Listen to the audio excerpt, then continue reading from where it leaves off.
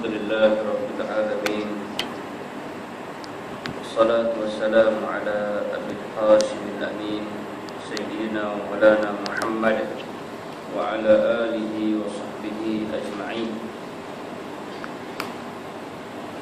رب اشرح لي صدري ويسر لي أمري واحلل عقدة من لساني يفقهوا قولي وسدد لساني واهد قلبي بحق سيدنا محمد صلى الله عليه وسلم.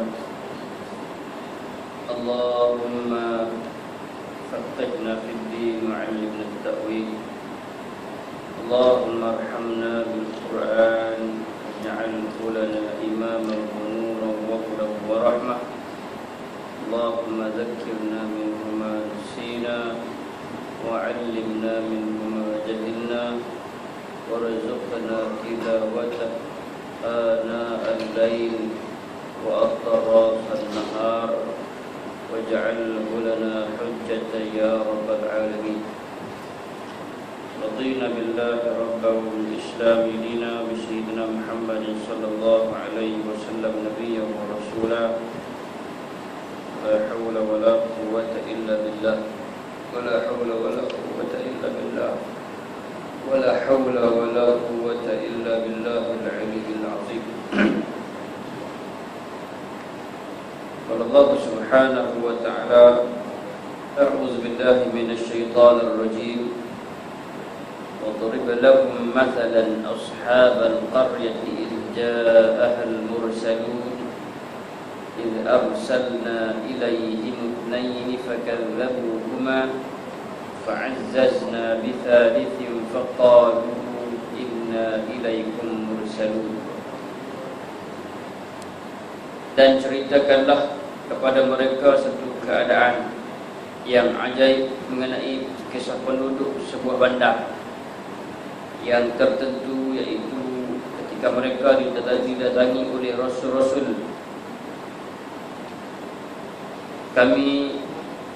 Ketika kami memutuskan kepada mereka orang rasul, lalu mereka mendustakannya, kemudian kami kuatkan kedua rasul itu dengan rasul yang ketiga.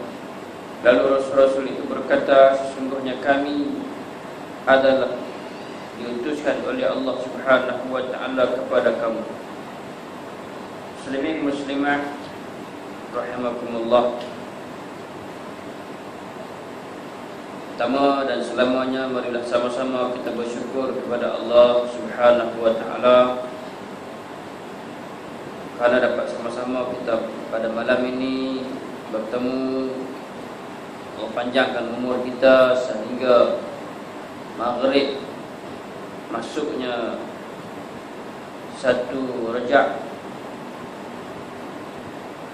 bila mana azan dilaungkan, waktu maghrib masuk, maka sudah tamat 30 Jamadil Akhir dan malam ini masuk 1 Rejab, yang mana Allah Subhanahu wa ta'ala menciptakan bulan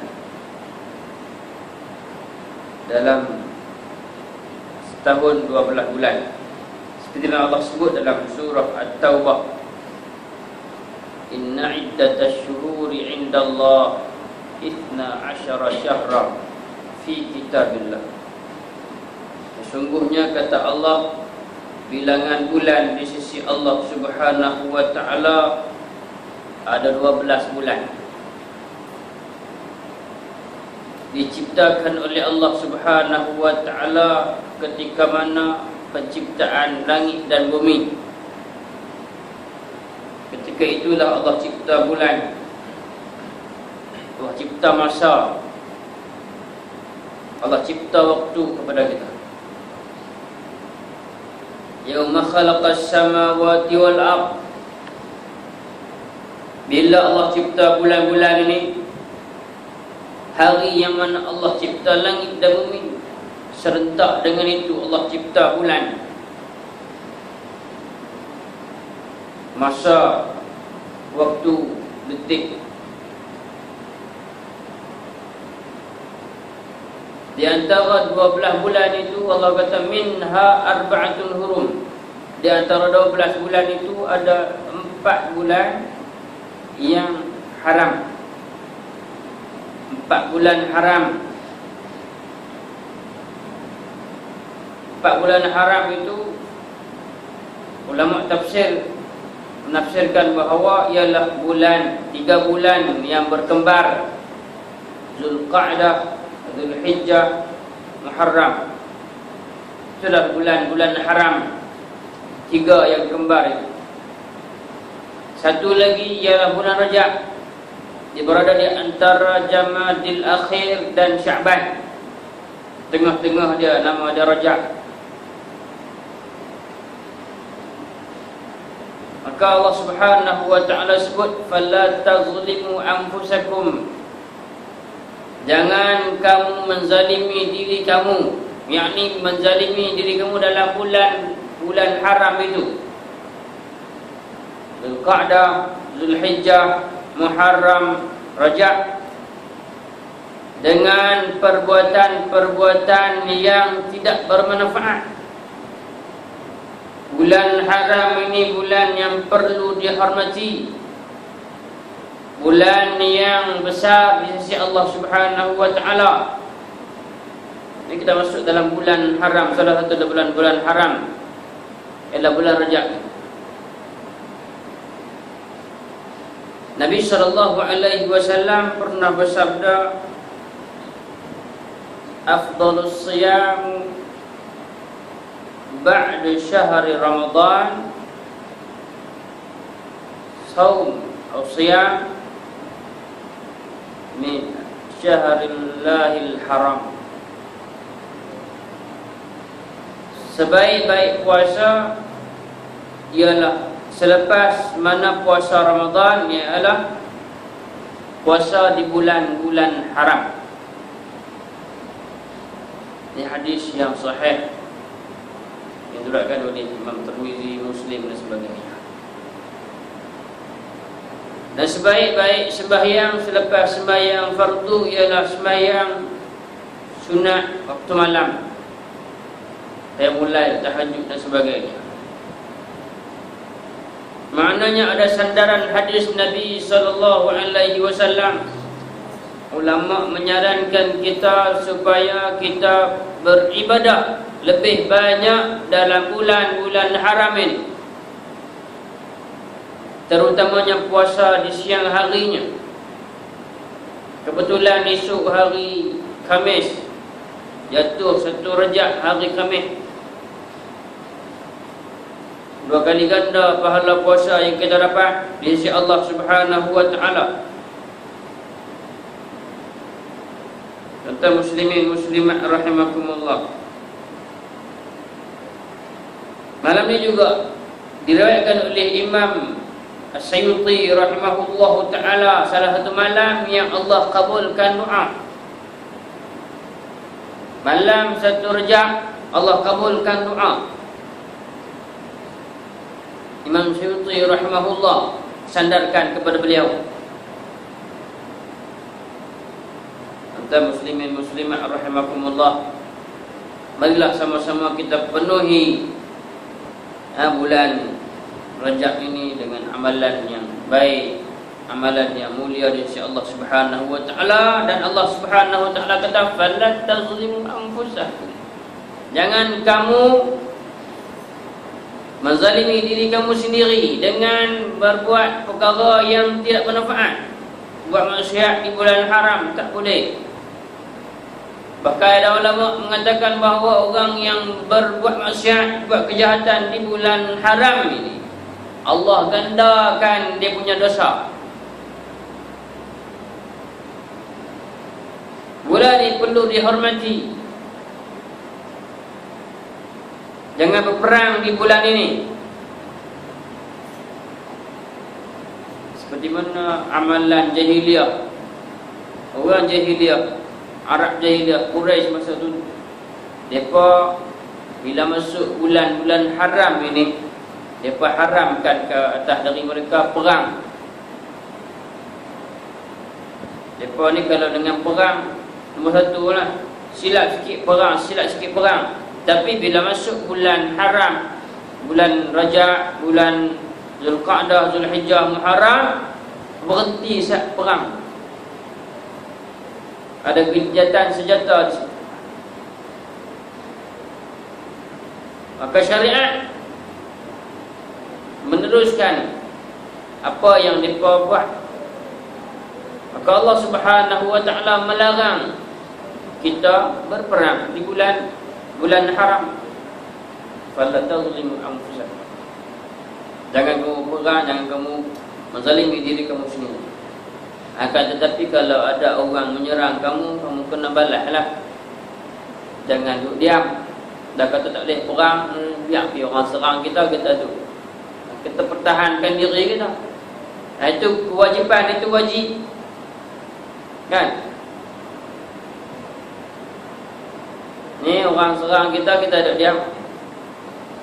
Kan? Dah nampak dah. Kapal terbang, pesawat mana atau mai duk melintas, pesawat kita duk berjalan di Beijing, pergi tengok-tengok. Dia kata tak apa, dia tu buat, dia sangka baik pula. Kan?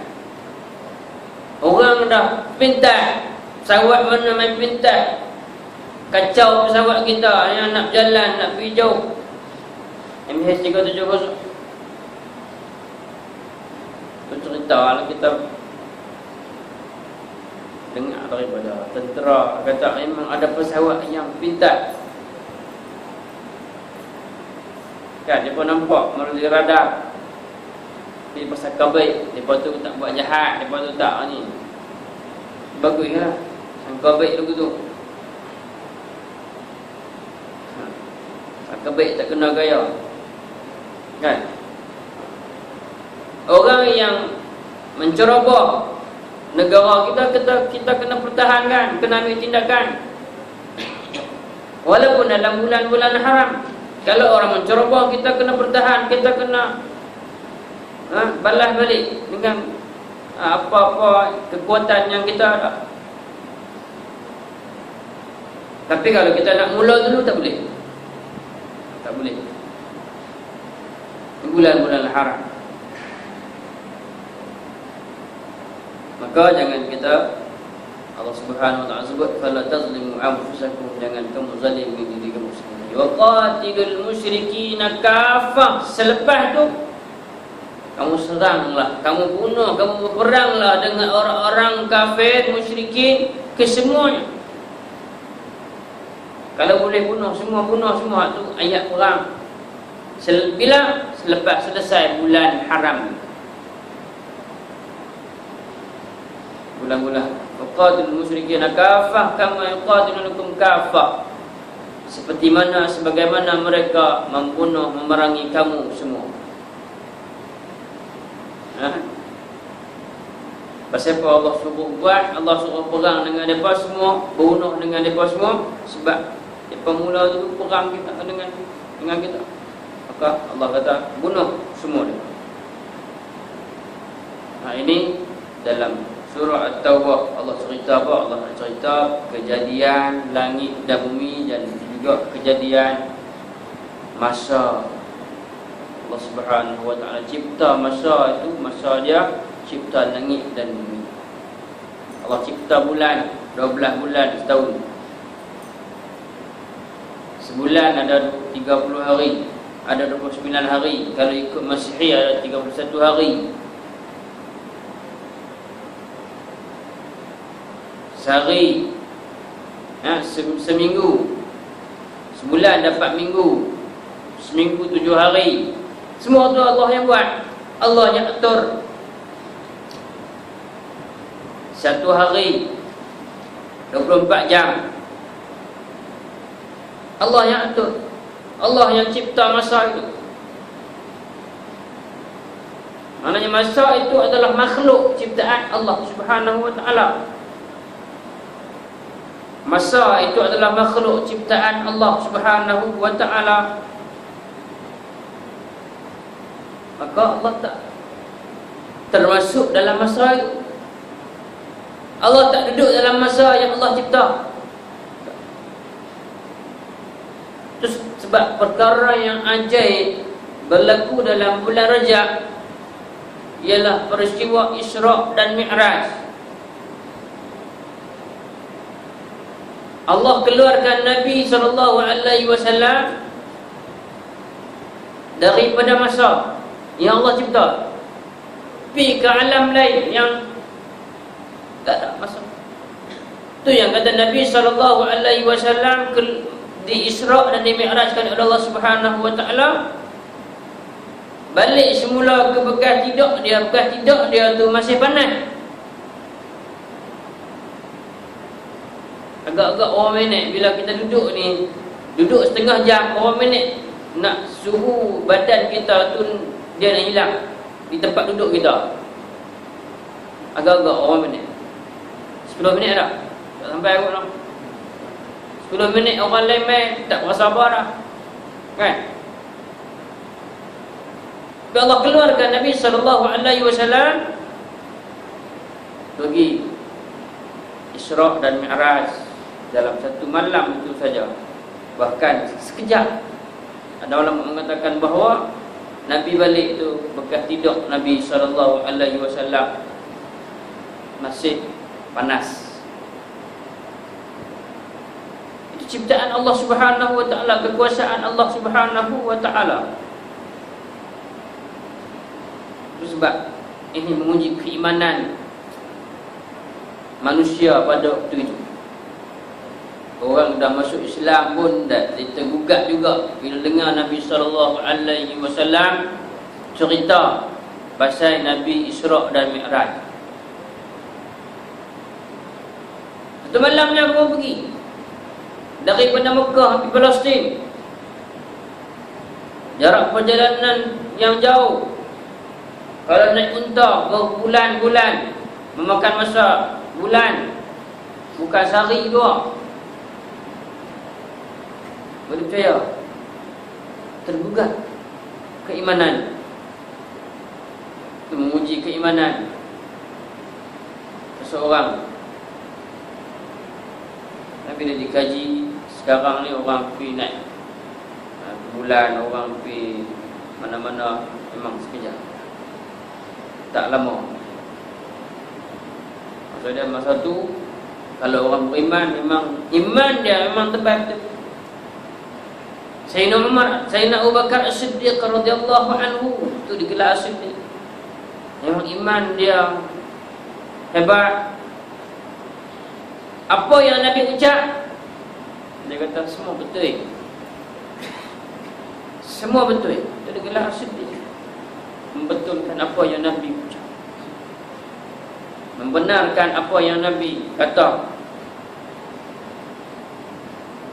Mana dah boleh lawan iman Sayyidina Abu Bakar As-Siddiq radhiyallahu anhu.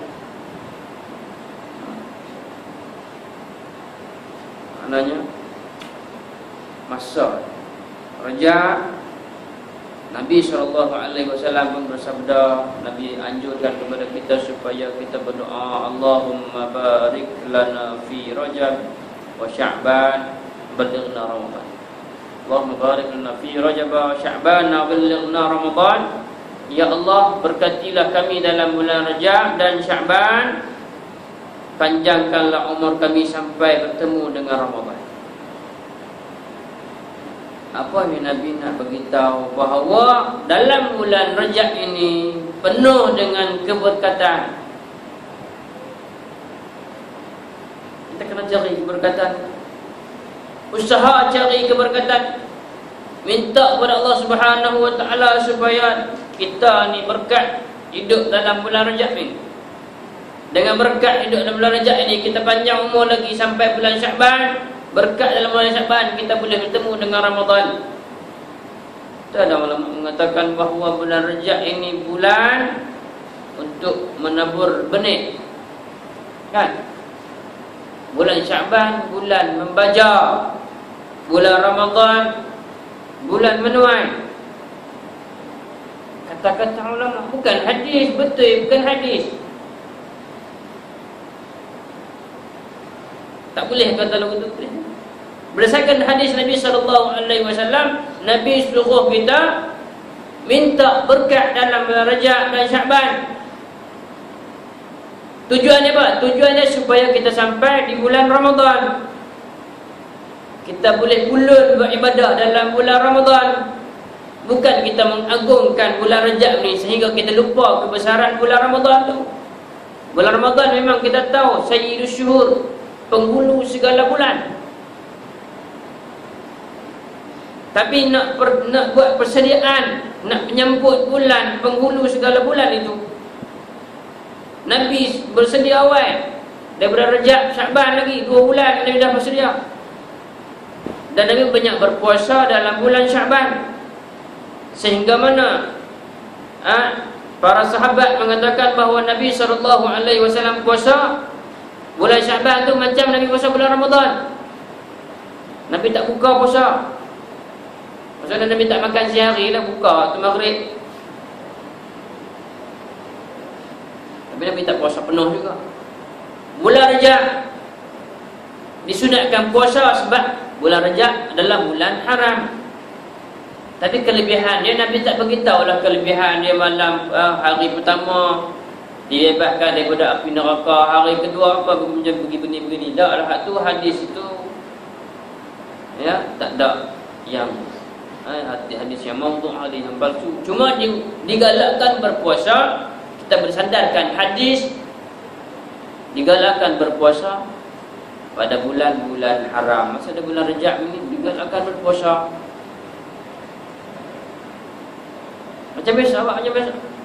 Ulama mengajar kita supaya kita bila bulan Rajab mari, yang pertama sekali kita kena istighfar, mohon keampunan kepada Allah Subhanahu wa taala. Istighfar sehari mawadah paling kurang 70 kali. Itu paling kurang.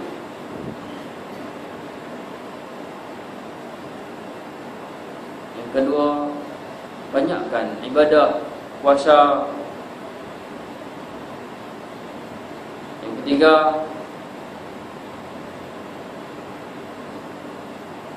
belajar sedekah. Sebab nak mai bulan Ramadan tu, kalau boleh hari-hari sedekah bulan Ramadan. Sedekah dalam bulan Ramadan. Maka belajar dah masuk bulan Rajab ni, ajakkan diri kita tu. Kata bulan Rajab, ulama kata bulan menabur benih, tabuk benih. Maksudnya kita belajar. Kalau kita sebelum ni kita sembahyang seorang-seorang, rajin sembahyang seorang, maka rajin sikit main jemaah.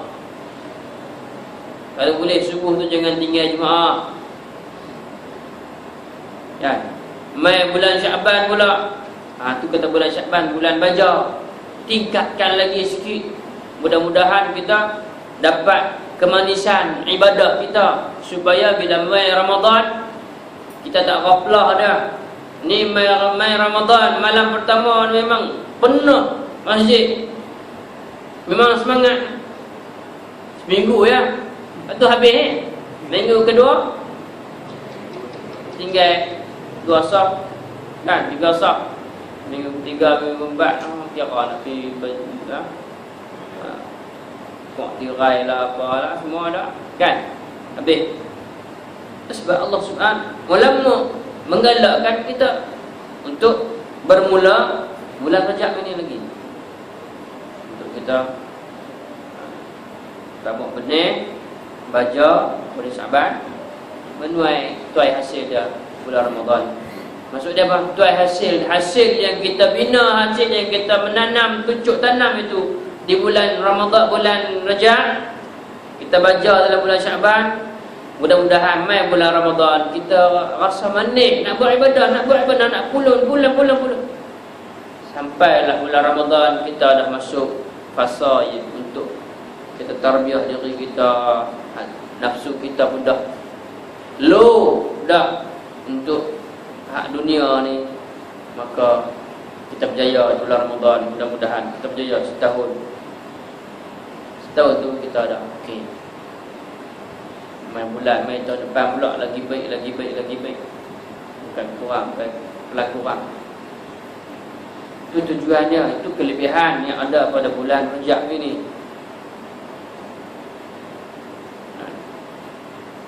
Yang puasa Yang tak puasa sebelum ni tak puasa. Puasa Isnin Khamis, Isnin Khamis, Isnin Khamis. Tak boleh 2 hari sehari Isnin. Minggu depan Khamis pula.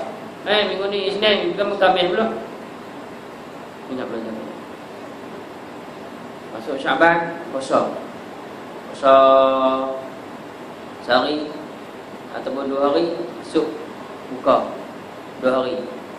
Puasa pula 2 hari. Puasa pula. Masuk minggu kedua, puasa. Boleh sampai habis, alhamdulillah. Kalau tak boleh, setakat 2, setakat 15, masuk 16, kita nak puasa hak 11.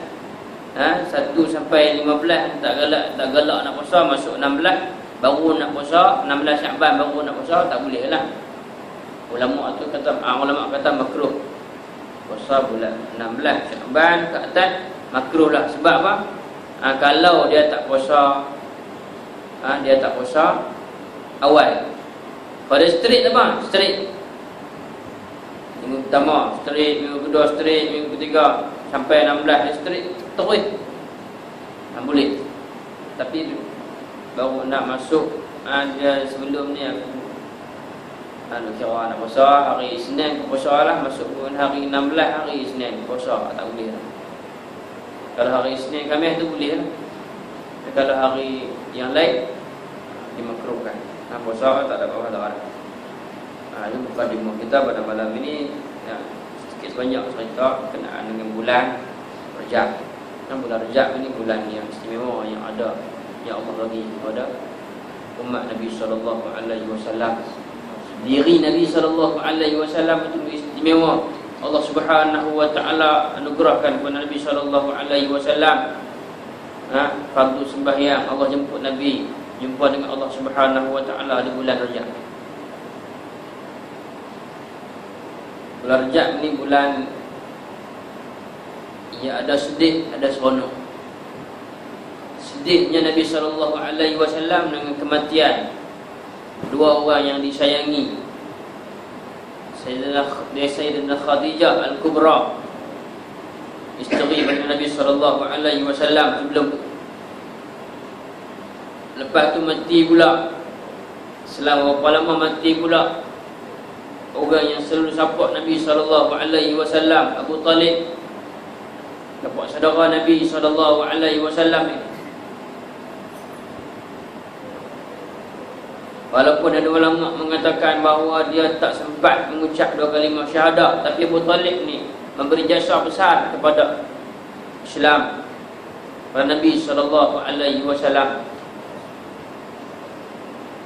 Nabi sedih dengan kehilangan 2 orang yang selalu tolong Nabi, bantu Nabi SAW. Maka tahun itu digelar tahun Amul Huzn, hari tahun kesedihan. Sedihnya Nabi SAW.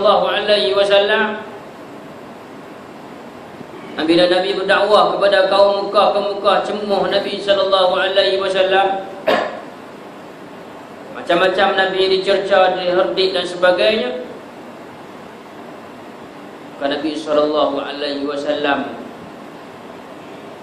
nak pergi pula, tak cuba nasib di luar Mekah, pergi ke Taif. Mudah-mudahan kalaulah orang Taif itu terima Islam, gembiralah sikit hati Nabi SAW. Mudah-mudahan bila orang Taif terima Islam, Nabi jadi seronok sikit dengan kesedihan ditanggung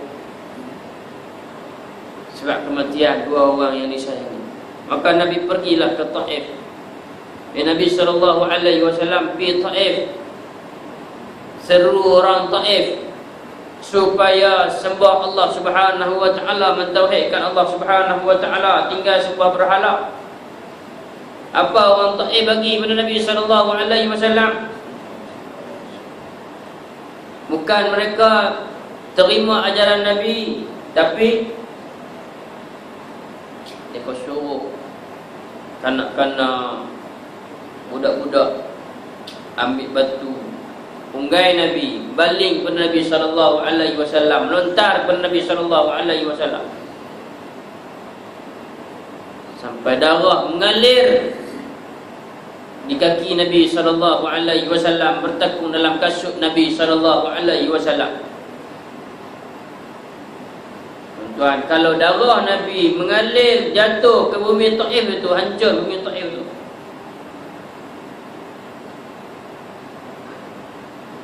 Tapi dia mengalir masuk dalam kasut Nabi SAW. Malaikat pun tak boleh nak tengok geram orang yang nak buat pada kekasih Allah Subhanahu Wa Taala. Nak ambil bukit 4 atas kepala mereka. Ini kekasih Allah Subhanahu Wa Taala dibuat sebegitu rupa. Dahlah kawan tu sedih dengan kematian 2 orang yang disayangi. Nak main, mudah-mudahan boleh menghiburkan hatinya dengan kemasukan Islam. Tapi Nabi ini seorang manusia yang penyabar, yang sangat sabar. Kalau kita tak tahu, memang suruh orang 4 atas kepala mereka. Kalau kita, tapi Nabi SAW manusia yang sangat sabar. Kasih sayang Nabi SAW tidak tolak banding. Biarkan mereka tak tahu. Mudah-mudahan daripada tulang sulbi mereka itu, keturunan mereka itu mereka akan dapat hidayah Allah Subhanahu Wa Taala, keturunannya. Memang menjadi kenyataan. Tuan muslimin muslimat rahimakumullah. Lepas tu Nabi balik ke Mekah. Tak lama Allah nak menghiburkan Nabi SAW. Maka Allah ambil Nabi jumpa dengan Allah Subhanahu Wa Taala. Allah jemput Nabi SAW bertemu dengan Allah Subhanahu Wa Taala. Bulan Rajab ini, kalau kita ambil peristiwa, kita baca tafsir ni cerita bulan Rajab. Kalau kita ambil peristiwa Nabi SAW sebelum Nabi di Mi'raj, di Isra' di Mi'rajkan oleh Allah Subhanahu Wa Taala. Apa peristiwa sebelum Nabi di Mi'rajkan? Sebelum Nabi di Isra'. Nabi SAW didatangi oleh Jibril alaihi salam. Jibril alaihi salam bawa Nabi SAW ke Baitullahil Haram. Dibelah dada Nabi SAW, keluarkan jantung hati Nabi SAW, cuci dengan air Zam-Zam. Awal hati Nabi tak bersih lagi ke? Bersih dah. Simbolik nak jumpa dengan Allah Subhanahu Wa Taala, kena bagi kekuatan dalam diri Nabi SAW. Cuci dengan air Zam-Zam, masukkan balik, dimasukkan sekali dengan hikmah, ilmu hikmah, penuh dengan hikmah jantung hati Nabi SAW untuk bertemu dengan Allah Subhanahu Wa Taala. Kita nak ambil pengajaran daripada situ, tuan-tuan. Pengajaran dia daripada peristiwa pembedahan dada Nabi SAW. Yang pertama ialah kita, inilah hati kita, kena bersihkan hati kita. Tujuan Allah cipta kita supaya kita beribadah kepada Allah Subhanahu Wa Taala.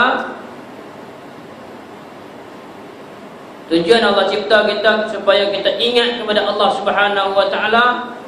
Bagaimana kita nak ingat ke Allah Taala, bagaimana kita nak beribadah kepada Allah Subhanahu Wa Taala dengan hati yang penuh ikhlas, yang khusyuk dengan Allah Subhanahu Wa Taala.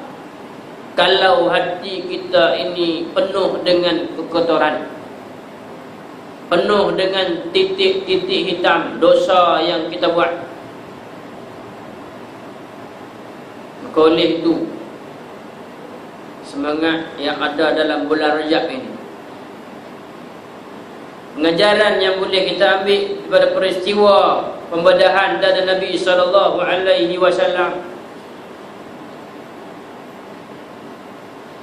maka marilah sama-sama kita bersihkan hati kita, bersihkan jantung hati kita ini, supaya apa? Supaya kita tak mampu benda lain. Yang kita ingat siapa? Allah Ta'ala. Baru boleh masuk iman yang kukuh dalam hati kita, baru kita boleh masuk ilmu yang manfaat daripada Allah Subhanahu wa Ta'ala, baru kita boleh tarbiyah diri kita, hati kita. Kalau kita hati kita tak bersih, kita nak buat benda yang lain, nak beribadah kepada Allah Subhanahu wa Ta'ala, tak dapat nak laksanakan, tak dapat nak buat. Tuan muslimin muslimat rahimakumullah, kalau kita nak isi dalam bekas ini, bekas yang kotor, bekas yang tak bersih, kita nak isi ayat yang bersih, maka kita kena basuh dia dulu, kena cuci dia dulu. Cuci dia lagi bersih dengan ayat yang bersih, baru kita tuang air untuk kita minum. Kalau kita tak tengok dah bersih ke dah, terus kita ambil, kita tuang, kita minum. Ayat itu, bekas itu yang kotor, kita masukkan ayat yang bersih. Ayat yang bersih itu jadi apa? Kotor. Maka siramkan hati-hati kita dengan siraman iman, bersihkan hati kita dengan sabun zikir, istighfar. Bulan Rajab ini istighfar banyak-banyak, insya-Allah. Mudah-mudahan yang kita doa, ya Allah berkatilah kami dalam bulan Rajab dan bulan Syaban, panjangkanlah umur kami sampai bulan Ramadan. Kita tujuan utama kita nak sampai Ramadan, tujuan utama yang Nabi habaq supaya kamu pulut, supaya bila mana sampai Ramadan kamu rasa seronok nak buat ibadat. Bila mana hati kita bersih, dah istighfar, dah zikir, sembahyang malam, maka kita seronok, kita rasa manis nak buat ibadat dalam bulan Ramadan nanti, insya-Allah. Tentang muslimin muslimat rahimakumullah, ayat yang ke-13 dan 14 surah Yasin, itu kita baca dah sikit. Bila mana Allah Subhanahu wa Ta'ala bagi tahu kepada kita, Allah Subhanahu wa Ta'ala boleh, Allah Subhanahu wa Ta'ala lah yang menghidupkan dan mematikan. Inna nahnu nuhyil mauta, kamilah yang menghidupkan dan mematikan sesuatu. Sifat Allah Subhanahu wa Ta'ala itu adalah sifat Allah Subhanahu wa Ta'ala. Allah boleh menghidupkan, bahkan Allah itu maha hidup. Allah tak hidup, Allah nak hidupkan orang macam mana? Allah nak hidupkan makhluk lagu mana? Inna nahnu nuhyil mauta, kamilah yang menghidupkan orang yang mati, menghidupkan orang yang mati, makhluk yang dah mati, hidupkan semula. Bila hidup semula ini, alam kita, alam akhirat, Jadi kata dunia darul amal, dunia ini tempat kita bekerja, beramal. Wal akhiratu darul jaza, akhirat itu tempat pembalasan. Allah sambung ayat tu, wa naktubu ma qaddamu wa atharahum. Ditulis, Allah Subhanahu wa taala kata kami tulis. Tulis apa? Tulis setiap perbuatan yang kamu lakukan, setiap perkataan, perbuatan. Ma qaddamu, apa yang kamu berjalan di atas muka bumi ini, apa yang kamu buat di atas muka bumi ini, berjalan dan sebagainya. Wa atharahum, dan bekas-bekas perjalanan kamu, bekas-bekas yang kamu buat. Tapak-tapak kaki kita berjalan di mana, Allah tulis bekas. Tayar kita golek, tayar kita tu Allah tulis. Setiap kali golek ada pahala. Kalau mai sembahyang, kalau mai mengaji, beribadah kepada Allah Subhanahu wa taala, setiap langkah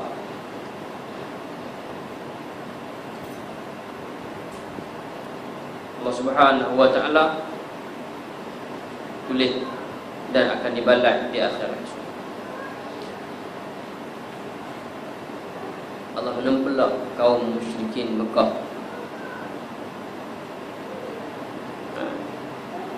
Dengan Allah turunkan ayat yang ke-13 dan 14, Allah nak beritahu kepada kaum musyrikin supaya apa? Supaya mereka tahu satu negeri yang Allah Subhanahu wa taala utuskan beberapa orang rasul untuk mengajak manusia yang ada di negeri, yang ada di kampung itu, beriman kepada Allah Subhanahu wa taala. Allah suruh Nabi SAW cerita kepada umat baginda, wadrib lahum, ceritakanlah kepada mereka, mathalan ashabal qaryah, cerita yang sangat ajaib, satu keadaan penduduk satu negeri. Iz ja'ahal mursalun, kami datangi rasul-rasul kami kepada mereka. Iz arsalna ilaihim musnain, mula-mula Allah kata ketika mana kami mengutuskan kepada mereka 2 orang rasul. Satu negeri itu Allah utus 2 orang rasul. Iz arsalna ilaihim musnain fakadzabuhuma, puak-puak haduk negeri itu, penduduk negeri itu mendustakan mereka berdua. Rasul-rasul yang diutuskan oleh Allah Subhanahu wa taala, Allah hantar mai satu lagi, tambah fa'azzazna bithalis, tambah hak ketiga. Jadi 3 orang. Faqalu inna ilaikum mursalun, kata rasul-rasul itu, kami ini Allah yang utuskan mari ke hamba. Allah suruh Nabi cerita kat siapa? Kat kita. Negeri itu yang raja dia, pemerintah dia kufur kepada Allah Subhanahu wa taala.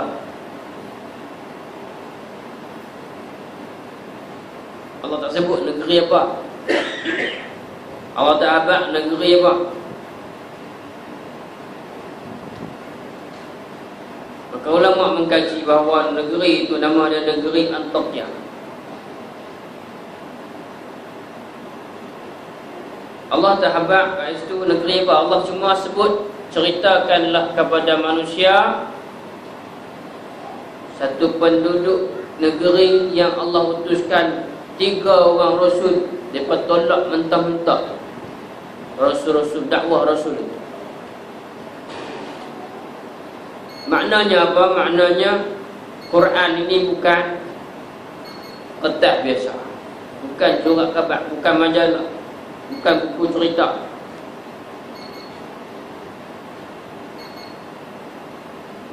Walaupun Quran ini cerita macam-macam dalam dia, cerita zaman-zaman yang dahulu, cerita para nabi, tapi bukan buku cerita. Quran ini adalah mukjizat yang ada pelbagai pengajaran, yang ada iktibar, yang boleh kita ambil tauladan. Maka Quran tak sebut nama negeri. Bila tarikh dia, tahun dia bila. Kalau biasanya orang tulis buku, orang tulis sejarah, dia akan kaji bila tarikh berlaku ini sekian. Para miswara mari min Melaka pada tarikh dia, kan? Ini tak ada.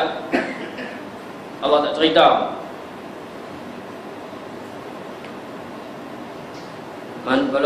Bagaimanapun ulama tafsir telah menyatakan bahawa negeri itu ialah nama Antakya. Ini kita ulang balik sikit. Itu kita beritahu yang ada dalam negeri Turki. Sekarang, selepas perang dunia yang pertama, Antakya dimasukkan ke dalam Syria. Hala ni bergolak antara puak Syiah dan Sunni. Ada guru kita, ustaz kita pergi berjuang di sana. Bila kelang utusan tu, kata militan, ustaz militan. Baik. Negeri Purba ni zaman dulu mempunyai penduduk dan raja yang kafir, yang kufur kepada Allah Subhanahu wa taala. Tuan, bila rakyat dan pemimpin yang kafir, Allah telah utuskan Rasul kepada negeri. Supaya apa? Supaya mereka terima dakwah Nabi. Terima dakwah Rasul-Rasul. Semuanya, daripada pemimpin sampai rakyat dia, semua dia kufur kepada Allah Subhanahu wa taala. Allah hantar sekaligus, Allah hantar dua orang mula-mula pergi. Macam Allah hantar Nabi Musa dan Nabi Harun kepada Fir'aun.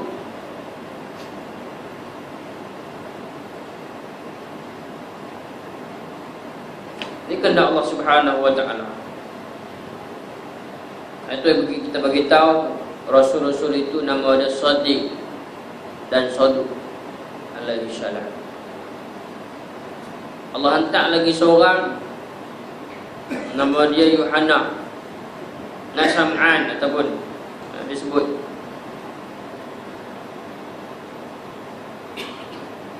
Ada juga para ulama tafsir yang menyatakan bahawa Rasul-Rasul ini dihantar oleh Nabi Isa alaihi salam dengan perintah Allah Subhanahu wa taala. Nah, ini ada cerita dalam kitab Injil yang dibaca oleh orang-orang Nasrani, orang Kristian. Ada pula ulama menyatakan bahawa mereka ini diutus oleh Allah Subhanahu wa taala terus. Bila ia berlaku juga pada zaman Nabi Isa alaihi salam. Sebelum Nabi Muhammad sallallahu alaihi wasallam, antara Nabi Isa dan Nabi Muhammad sallallahu alaihi wasallam dibangkitkan memakan masa beratus tahun. Hampir dikatakan 500 tahun. Nabi Isa,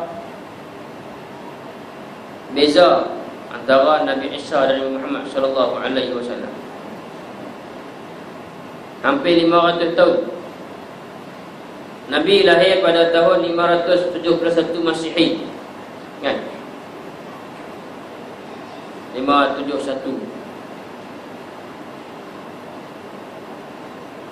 Nabi Isa lahir awal lah Masihi. Sebab Masihi itu mula zaman Nabi Isa alaihi salam.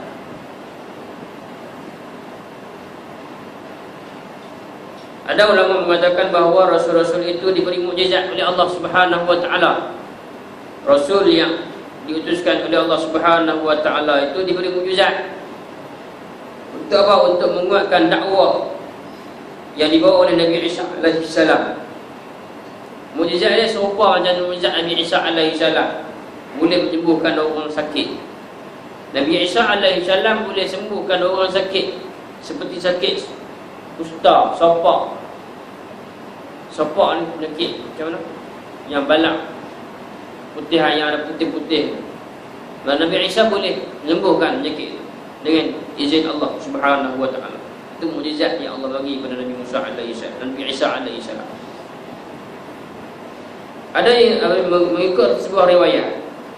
Ada yang mengatakan mereka berjalan ke pinggir negeri Antioquia, di kawasan luar bandar.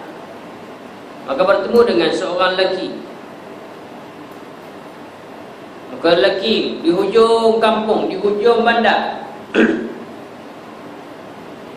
Nabi-nabi yang Allah utuskan jalan-jalan jumpa dengan seorang lelaki di hujung kampung ni. Dia orang situ lah, orang Antioquia, orang tempatan.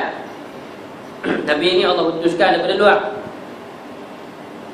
Mai dia berjalan berdakwah sampai hujung kampung, jumpa seorang lelaki.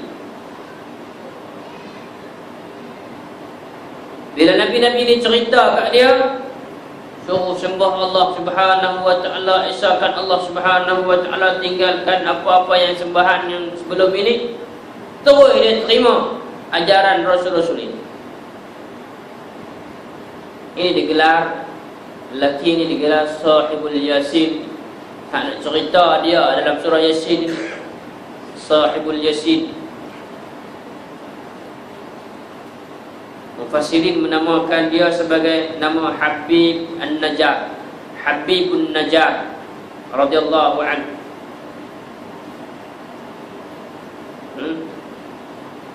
Ada yang mengatakan Habib saja. Ada orang mengatakan Habibun Najjar. Habibun Najjar ini beriman kepada Allah Subhanahu wa taala terus. Tak soal banyak ada.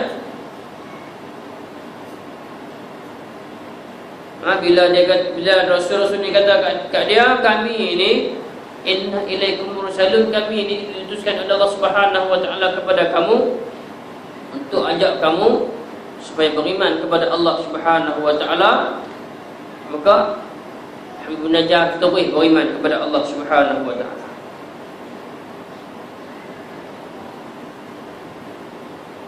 Setelah mana nabi-nabi diutuskan oleh Allah Subhanahu wa taala, dia mengisytiharkan diri dia sebagai pesuruh Allah Subhanahu wa taala.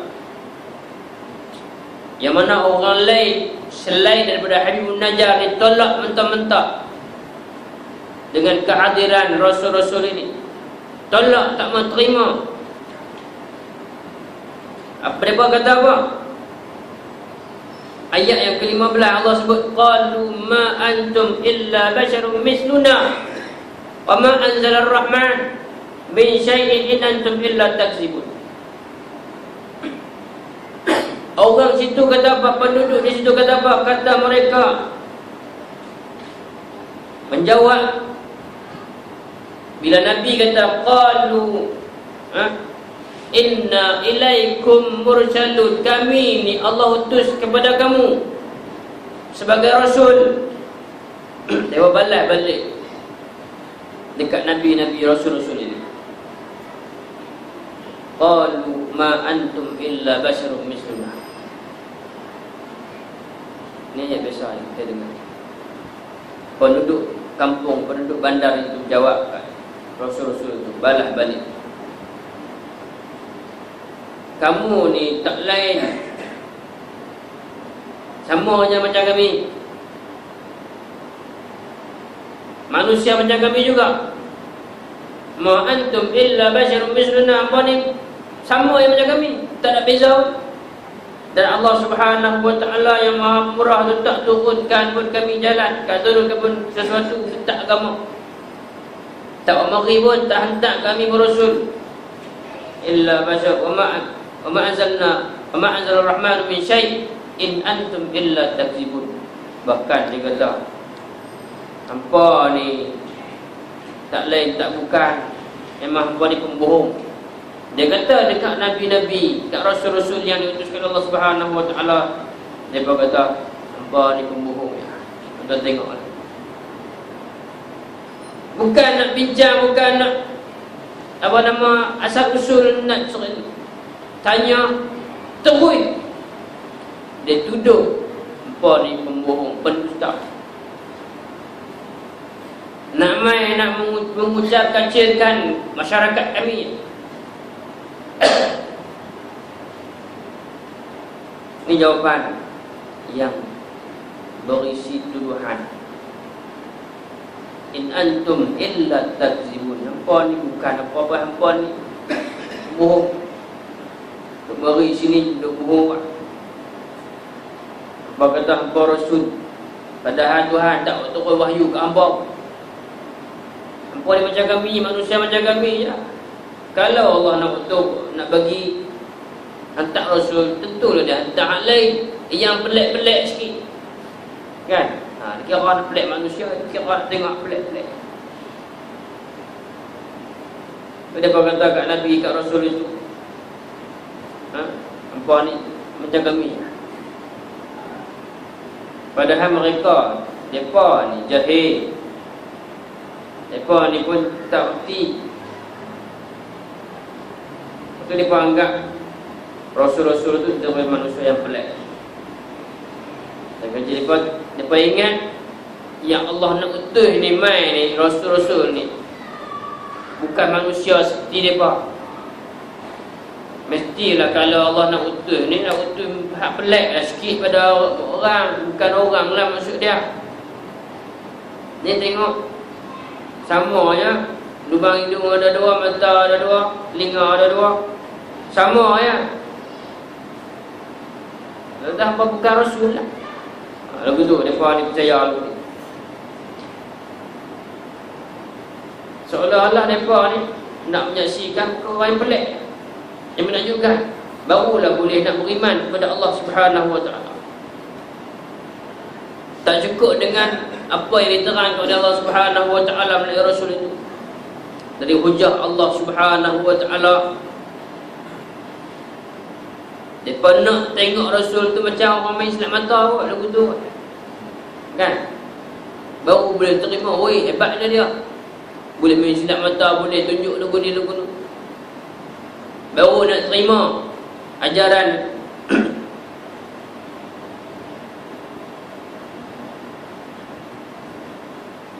ni lah panggil manusia.